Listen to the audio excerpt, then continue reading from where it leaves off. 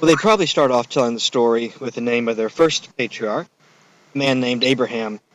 Or at the start of the story, his name is Abram, but then something big happens to him and his name is changed to Abraham. I told you that one of the first things you learn in ancient Hebrew society is that names are important. The names that parents give their children are significant, they have meaning, and names are important, and names mean something, and oftentimes in the story, or at least it's not very uncommon, something big will happen to a character in the story, something big will happen to someone that is so powerful and so earth-shaking and psychologically shattering that the old name doesn't apply anymore, and the character has been given a new name, the person has to be given a new name. It's not uncommon. Um, I'm just going to call him Abraham for the whole story, just to make things simple, because all I'm doing is giving you the basic outline of the story, the basic themes, the basic characters, the main events, and so on. But they probably start talking to you about Abraham, and they probably say, well, one of the interesting things about Abraham is that he wasn't always an Abaru. But he grows up in a civilized family. He grows up in a city. At one point in the story, Abraham leaves civilized life, leaves the city, and heads out into the desert, heads out into the wilderness, and becomes an Abaru. The Abraham stories, as they're written down for us, are found in the book of Genesis, or the first book of the Hebrew Bible, a collection of books that Christians call the Old Testament. I'll say more about that collection of books, the Hebrew Bible, the Old Testament, in a later session. Abraham's cycle. Cycle is just a fancy word that means stories in biblical studies. It's a fancy word in biblical stories that means biblical studies that means stories. Cycle. That's just C-Y-C-L-E, like you think I'm saying. Well, the Abraham cycle, the Abraham stories are found in the book of Genesis. If you read the story as it's written down for us, we're never really told why Abraham decides to leave the city and head out into the desert and become a bum, become Abaru. I mean, God tells him to. But there's no backstory. There's no, there's a big gap in the story. And so, a number of oral traditions have developed to explain why Abraham would leave a pretty nice city and head out into the desert. Well, according to the story these people tell about themselves, Abraham comes out of the city of Ur. The city of Ur is spelled U-R. You can't quite make it out on the map there. U-R is the second easiest spelling course in the entire semester. We get to the easiest one in a few sessions.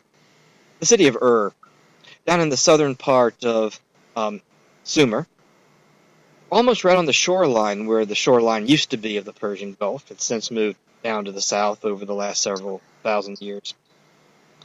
The city of Ur. For a long time, archaeologists believed that Ur was the oldest city in Sumer. In fact, it was the first civilized city in Sumer. We've since found older cities than Ur, but Ur is certainly a very old city. In your textbook, you happen to have a photograph, actually two, I think, of the ziggurat at Ur. We talked about the ziggurats. This one. We talked about the ziggurats in Sumer. Oh, it's been a while, hasn't it? The artificial mountains for the gods live on top of. Well, the illustration I gave you in the textbook was the ziggurat of the city of Ur, the city where, according to the story, Abraham comes out of. Well, like I said, back to the story. If you read the Abraham cycle, if you read the stories as they're written down for us in Genesis, but we're never really quite told why Abraham comes to the conclusion that he needs to leave the city, head out into the desert, head out into the wilderness, and become a bum, become an Abaru. Like I said, God tells him to, but there's no backstory there. And so a number of oral traditions have developed to fill in the gap, right? And I'm going to give you the oldest and the most popular of these stories, which holds it all the way back in ancient Sumer, all the way back in the city of Ur. Abraham's father owned a idol-making business. Now, we talked about Sumerian religion when we talked about ancient Sumer. We remember that Sumerian religion is an example of polytheism, a belief in many gods. Although that word God may not be the best word there, but, well, we've been all through that. We're kind of stuck with that word. Well, Abraham's father goes into the business of making idols. That's idols, idols. Little miniature statues of gods. Well, when we talked about Sumerian polytheism, I told you that if you wanted one word to describe the Sumerian gods, what would it be? You're right, mean. And they're mean. I gave you one way that you can make the gods not so mean to you. That's to build those ziggurats like I just showed you a photograph of. Build them an artificial mountain for them to live up on top of. But another way to make them not so mean to you is to make a little statue of them and put them in your house. To buy an idol and to put a little idol of them, a little statue of them in your house. The theory seems to be that there's some god who, let's say this is a really mean god. He can make your house fall into a sinkhole anytime he wants to. He just, I don't know, he jumps up and down 3 times and your house falls into a sink. Well, he's storming around the city up in the sky somewhere, and he says, I'm going to make that house fall in a sinkhole. Just before he makes the house fall in the sinkhole, with his god eyes, see, he looks down through the walls of the house and he says, oh, they've got a little miniature statue of me in there on their mantle over their fireplace. Oh, that's so cute. I'm not going to make that house fall in a sinkhole. I'm going to go make that house fall in a sinkhole. Well, it's kind of silly to think of it that way. But if you really do believe that there really are these spiritual beings hovering around up there somewhere, and that they're mean and out to get you, and you have to do something to make them happy, well, I guess if you made a little miniature statue of them, or had somebody else do it and you paid them for it, then I guess that would make them not so angry at you. Maybe they go be mean at somebody else instead of being mean at you. Well, anyway, according to the story, Abraham's father is in the idol-making business. And Abraham, being a good Sumerian kid, goes into the family business. He learns how to make these idols. And eventually Abraham's father retires, and Abraham inherits the company business, which by now, of course, is the biggest idol-making business in Sumer. Well, one day Abraham gets up and pretty quickly discovers that all the gods are out to get him. Have you ever had one of those days when all the gods are out to get you? All the gods are out to get Abraham. Everything that can go wrong goes wrong. One after another bad thing happens to him. Finally, he gets to his workshop. He opens up the door. He walks inside his workshop, and he looks around the shelves along the walls of his workshop. Who does he see looking back at him but these gods? The idols of the gods, the statues of the gods, but you know what I mean. And he stands there staring at these statues. And he says to the gods, he says, I'm tired of you guys. I'm tired of you guys always being mean to us. You never do anything to help us. You nickel and dime us to death, always picking at us, pick at us. And I'm tired of it, Abraham says. And here's the deal, Abraham says to the gods. Look, either you kill me now, or we're finished.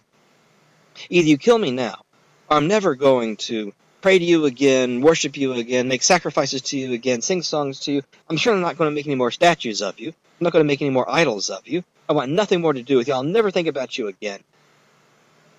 Abraham says, either you kill me now, or we're finished. We're done. Well, Abraham stands there for a few seconds looking at the gods. And of course the gods don't kill him, or else there wouldn't be a point to me telling you the story, right? Of course the gods don't kill him. And Abraham says, that's it. And he goes to the shelves and he scoops up by the armloads those wooden statues. He carries them out into the yard, and the backyard of his workshop, and he puts them in a big pile, and he sets them on fire. And he stands there, watching his entire business inventory go up in smoke. Literally go up in smoke. Until there's nothing left but lumps of charcoal down the bottom of the burned pit. And Abraham says, that's it. I'm finished. Done. I want nothing more to do with the gods. And just then in the story, Abraham hears a voice. And the voice says, I've been waiting for one of the gods to say, I've been waiting for someone in Sumer to say that they want nothing to do with the gods. Because this is someone that I know I can trust with an important message. And Abraham looks around, nobody around. Abraham says, well, so what's this message? And the voice says, Well, first of all, the gods aren't real. The gods don't exist. All those stories about the gods are just made up stories. None of it's real. None of the gods exist. I'm the only one up here, the voice says, and I run the whole universe. We've run into a similar story before. And of course, you remember the one I'm talking about, Akhenaton. Amenhotep, who changes his name to Akhenaton, who attempted to change Egyptian religion from polytheism to monotheism. And although I don't have that word up on the screen, you know what monotheism is. A belief in one God. Using that word God the way that the word works in English to mean personality that runs the whole universe. A personality, just to remind you what we talked about earlier, a personality, I don't mean a human being. But all the things you think about when you think about personality, the ability to reason and to have emotions, to make moral judgments, some sort of self-consciousness, the ability to communicate, all the things we think about with personality that runs the whole universe. Monotheism. I'll say some more about monotheism in a few minutes, but now back to the story. Abraham says, wow, that's big news. Gods aren't real. Wow. But what do you want me to do with this knowledge that I now have that the gods aren't real? And the voice, God, right? God says, well, I want you to sell off your woodworking equipment. I got an idea. I want you to sell off your woodworking business, sell off your woodworking equipment, sell off all your property, sell your houses, and I want you and your wife to buy tents and sheep and goats and camels and head out into the desert and wander around out in the wilderness. I want you to become a bunch of bums, become an Abaru. Abraham scratches his head and says, wait a second, you want me to leave this nice town and all my property and live in a tent out in the desert? What's the point? What in the world's going on here? And God says, well, look, I got an idea. I want you and your wife to head out into the desert. I want you to wander around for a while. And while you wander around, I'll teach you some lessons. I have some things out there I want you to learn about. But eventually you'll get to a land that I'm promising you. And when you get there, you'll know that this is the land God promised us. And I want you and your wife to live there. And I want you and your wife to have children. And I want you to teach your children my rules. And then as your children grow up, as your children marry into other families, as other families are adopted into your Abaru group, then I want you to teach them my rules. Until eventually, God says, there'll be a whole nation of people who all think of themselves as a family, who all think of themselves as one family, and they think of you as their great-great-great-grandfather. And thousands of years from now, when people, strangers, wander through the place where your great-great-great-great-great-grandchildren live, they'll look around, and they'll see a place that's just peaceful and prosperous and a joyful place. And they'll say, hey, this is a pretty nice place. And they'll say to your great-great-great-great-great-grandchildren, what makes this such a nice place? Why is this such a peaceful, prosperous, joyful place? And your great-great-great-great-great-grandchildren are going to say, because there's a God. And God has rules. And if you live in a place where everybody follows God's rules, well, then you live in a place which is a nice, peaceful, prosperous place. You'll be an example to all the other nations.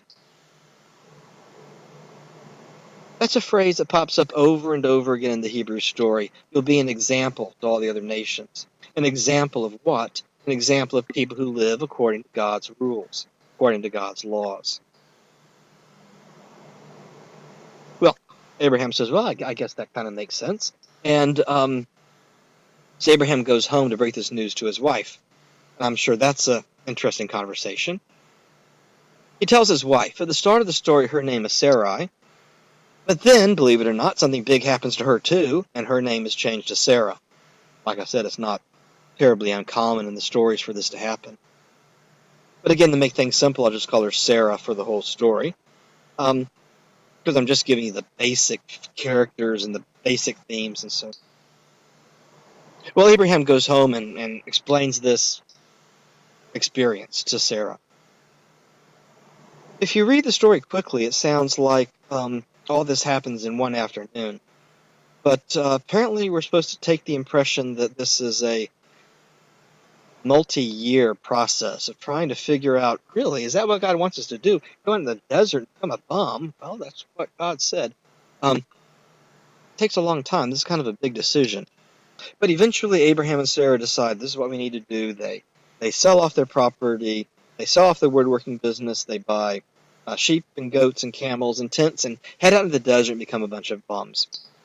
But before they leave the city, God shows up again. And God and Abraham make a business deal. And I'm not being flippant when I call it a business deal. That's exactly the language which is used, the example of the language of finance, the language of commerce. It's business language. God and Abraham make a business deal, or they make a covenant. One of the interesting things about the Hebrew story is that this story has been told and retold and told again and retold again for thousands of years.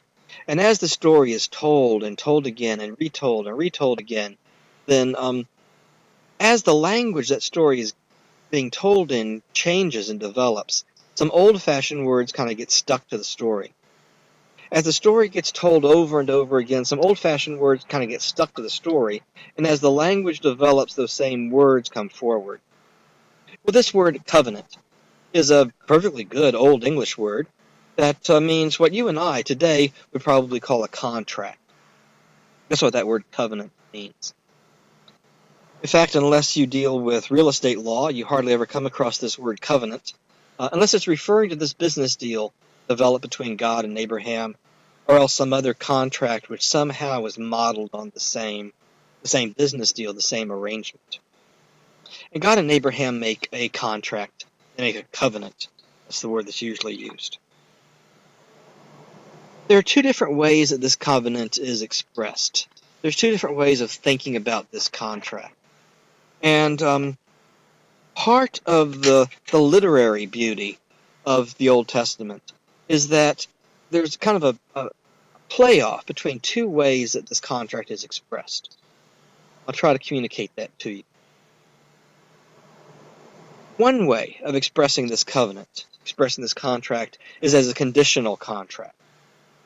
Now, conditional contracts are easy to understand because nearly all of us participate in one conditional contract a day, I would think.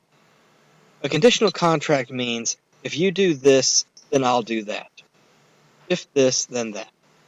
If you give me $3,000, I'll give you a used car. If you mow the backyard, I'll mow the front yard. If you do the cooking, I'll do the dishes. We make these kind of deals all the time. It's what lawyers call a quid pro quo contract. Quid pro quo means this for that. If you do this, I'll do that. If you give me this, I'll give you that. So this for that contract. A conditional contract. The conditional way that this covenant is expressed is that God tells Abraham, if you worship me, stop worshiping all these other gods, forget about these other gods. Just forget about them. I have nothing to do with it. If you worship me, and if you keep my rules, well then I'll be your God, and I'll protect you and I'll defend you. And when bad stuff happens, I'll come up with a plan. I'll come up with a plan to turn the bad stuff into good stuff. I'll bring you and your children. This contract, by the way, is binding on Abraham's children as well. God says, I'll bring the family out. Bad stuff is going to happen. But when bad stuff happens, I'll come up with a plan so that no matter what happens to individuals, the family, the group is going to come out. I'll turn the bad stuff into good stuff. That's the conditional expression of the contract. It's conditional, you see, on human behavior. If you worship me, and if you keep my laws, then I will be your God. I will take care of you, protect you, defend you, and when bad stuff happens, I'll come up with a plan to turn the bad stuff into good stuff. But there's also another way this covenant is expressed, this contract is expressed, and that is as an unconditional contract. And the way that this understanding of the covenant is expressed is that God tells Abraham, Abraham, I really want you to worship me. I really do. And I want you to keep my rules. But even if you mess up, and maybe you start worshiping the other gods on the side in secret, kind of cover your bases, or even if you break my rules, well, then I'll be upset. I'll discipline you to get your attention. But I'll still take care of you, and I'll still protect you, and I'll still defend you. And when bad things happen, I'll still come up with a plan to turn the bad stuff into good stuff. Because, God says, because I love you. And because I love you, I'll take care of you no matter what. And the way that this conditional and unconditional way of expressing the covenant, the conditional and unconditional ways of expressing this covenant, it's like as the story goes along, the story kind of bounces off these different understandings of the contract. On the one hand, one expression of the contract is that it's conditional on human behavior, and the other is that it's unconditional, that it depends on God's love. And right here we have some big things to talk about. For one thing, just looking at ancient world religions, we've already got some big stuff to talk about. For one thing, monotheism, the belief in one God, is a very rare thing in the ancient world.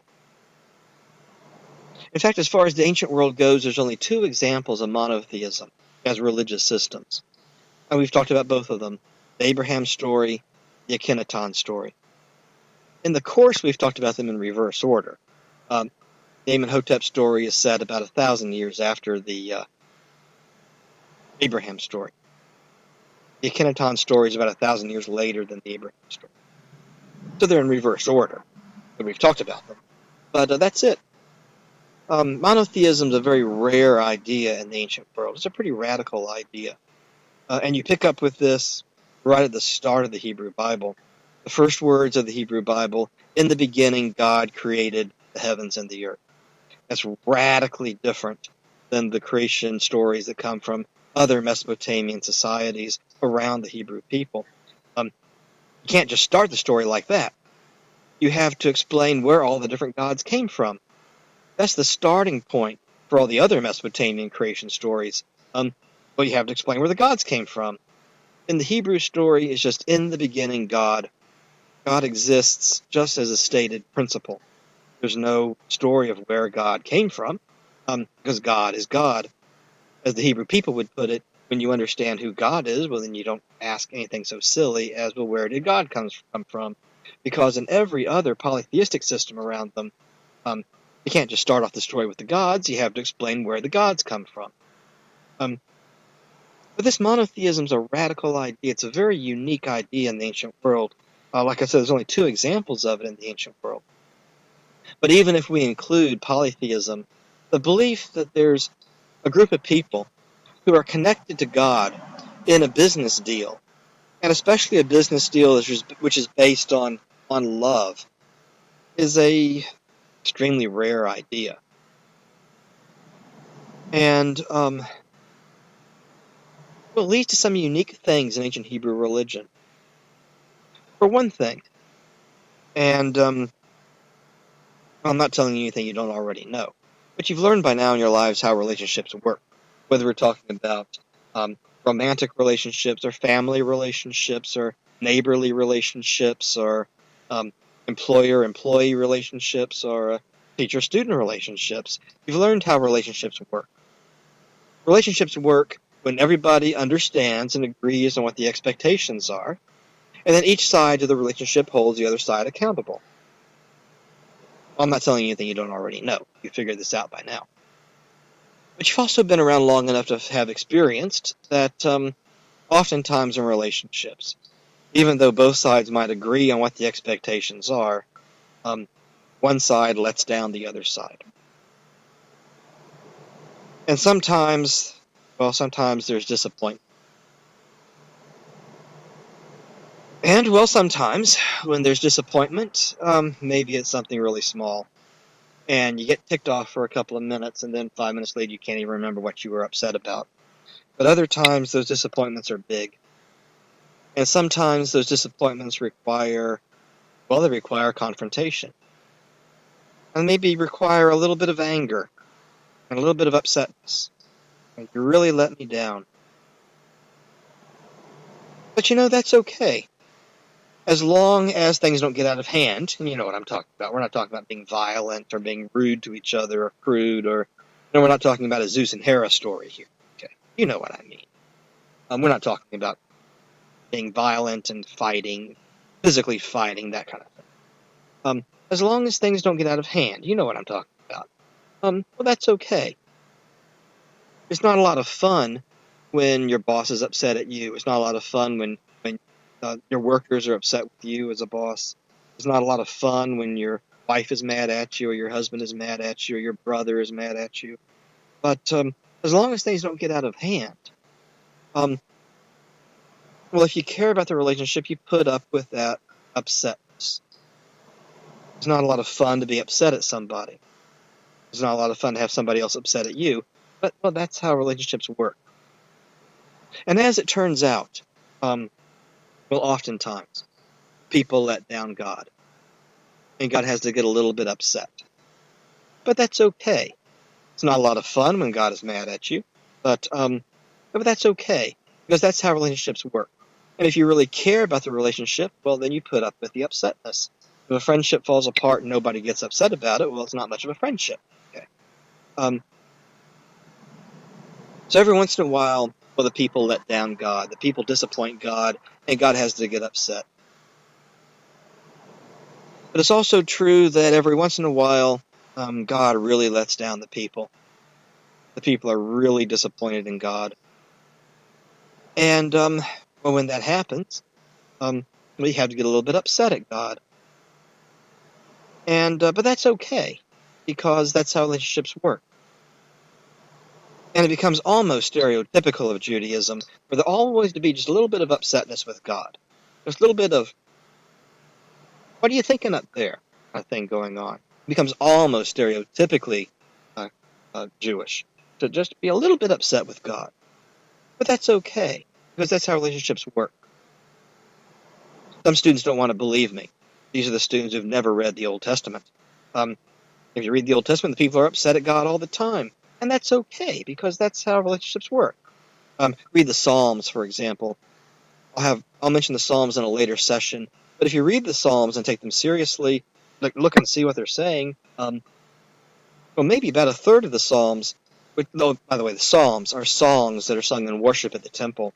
The people gather at the temple to worship God. They begin singing a song. And about a third of the songs are about how the people are mad at God. God, you let us down. You're not doing the God thing. If you don't believe me, just read it. But that's okay, you see, because that's how relationships work.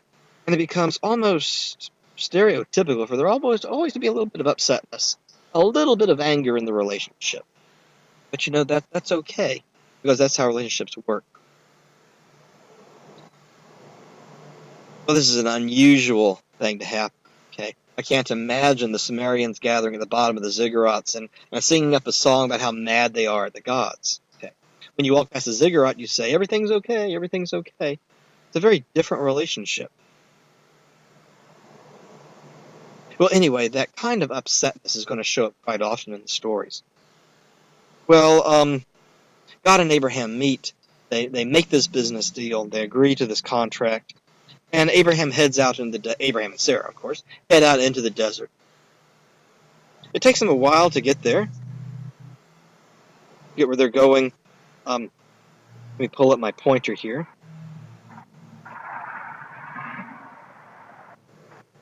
There we go. Ur is down here in Sumer.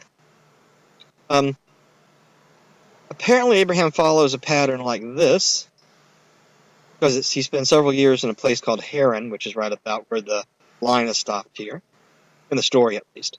He spends a few years here. That's where his father dies. His father goes with him. But eventually, Abraham follows this Fertile Crescent thing right over to here, to a part of the world called Canaan. You see the word Canaan at the top of the screen there, and also on the map. It's a place between Mesopotamia and Egypt. Well, as Abraham and Sarah travel to Canaan, all kinds of interesting things happen to them. There's all kinds of Abraham and Sarah stories we're not going into. Like I said, I'm just giving you the high points, the main events, the big themes, and so on. Eventually, by the end of the Abraham cycle, Abraham has 2 wives and 2 concubines. Between them, he has, I think it's 8 sons and a number of daughters. He adopts a man named Eleazar into his Abiru group. Eleazar apparently has a large Abiru group of his own, and Abraham adopts his group into Abraham's group.